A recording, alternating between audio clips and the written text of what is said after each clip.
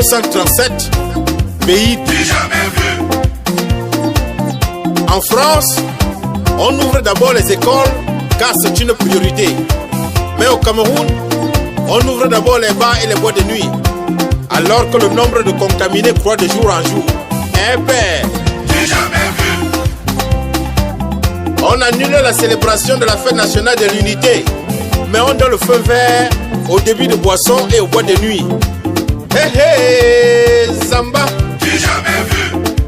À quoi ça sert le port des masques dans les bars et les boîtes de nuit, puisqu'on y va pour boire? Où est la mesure de distanciation dans ces endroits? Du jamais vu.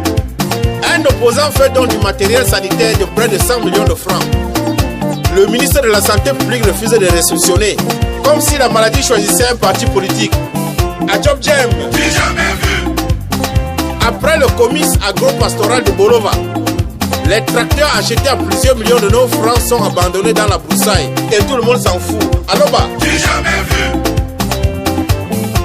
Au Ghana, l'État achète les ambulances médicalisées pour le transport des victimes du Covid-19. Au Cameroun, on jubile quand l'Organisation mondiale de la santé offre des Prado 4x4 de luxe. Pour quel but? Dieu seul sait. Mais nous sommes au 237, pays du jamais vu. Mon Afrique en miniature. Du jamais vu. Au Cameroun, le gouvernement accepte les dons en espèces et refuse les dons en nature. Pourtant, on manque dans les hôpitaux. Du jamais vu.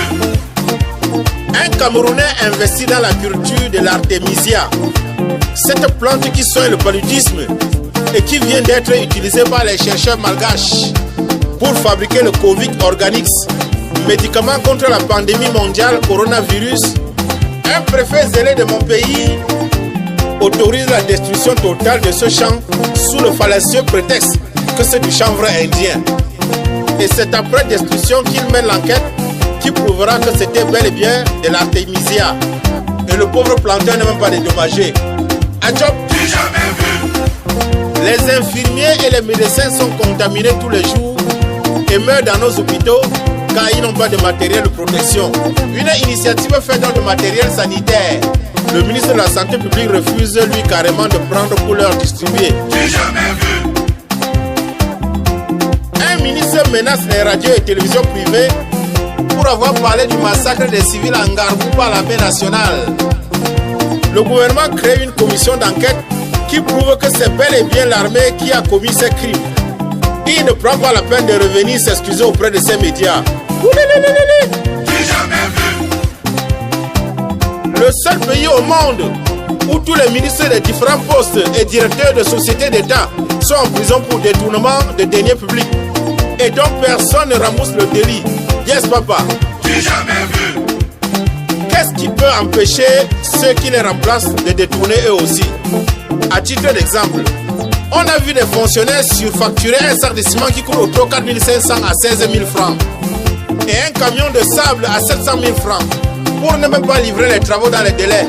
Et ils sont restés impunis à leur poste.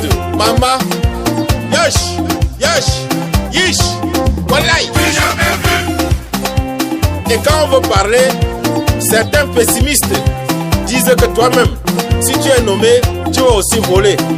Donc la corruption et les détournements ne finiront jamais dans ce pays. J'ai pourtant vu le délégué du gouvernement Timi Evuna montrer le bon exemple dans la ville de Yaoundé. Vraiment, ce sont de croire qu'il n'y a pas de Camerounais corrects, capables de bien diriger ce pays. Du jamais vu. Au 237, on parle du vivre ensemble.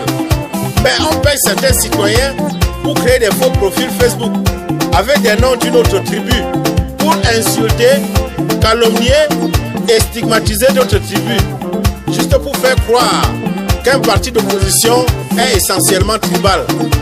Et ces citoyens jouent à ce jeu dangereux, oubliant qu'ils sont en train de cultiver le genre de haine qui a détruit le Rwanda. Et que si le pays s'enflamme, ceux qui les manipulent vont les abandonner et s'expatrier. C'est mes frères du 237, hein? Du jamais vu. Au 237, on portait des camions chargés de quelques seaux en plastique, quelques cartons d'huile de friture et de savon, qui ne peuvent même pas faire le plein d'un tricycle. Pourtant, le chef de l'État a offert près de 2 milliards pour acheter les dons et offrir dans les différentes régions du pays. Comme toujours, ils ont tout détourné. Et les autorités chargées de la réception et de la distribution ont même honte lorsqu'on leur montre le contenu de ces camions. Mais que faire? Nous sommes au 237, Afrique en miniature, pays du jamais vu. Tous les chefs d'État du monde sont sortis parler à leur peuple pour leur donner les mesures à tenir et les fortifier dans ces moments difficiles face à la pandémie coronavirus. Nous attendons aussi la sortie de notre chef d'État pour nous dire ce qu'on doit faire. Car, Monsieur le Président, tes ministres prennent des décisions suicidaires à l'endroit de ton peuple. Oui, Président. Fais comme nous voyons le président Emmanuel Macron faire en France. Pardon, papa, parle-nous. Le 237. Le Cameroun est une république et non une monarchie. Et j'entends certains dire, les gens de telle tribu ne peuvent pas accéder à la magistrature suprême. Comme si dans une république, certains sont faits pour gouverner et d'autres pour être gouvernés. Ouf! Les taxis, les benskis et les cas de transport surchargent tous les jours. Pourtant, on demande les mesures de distanciation. Nous sommes au 237. Décision sans application. Hey!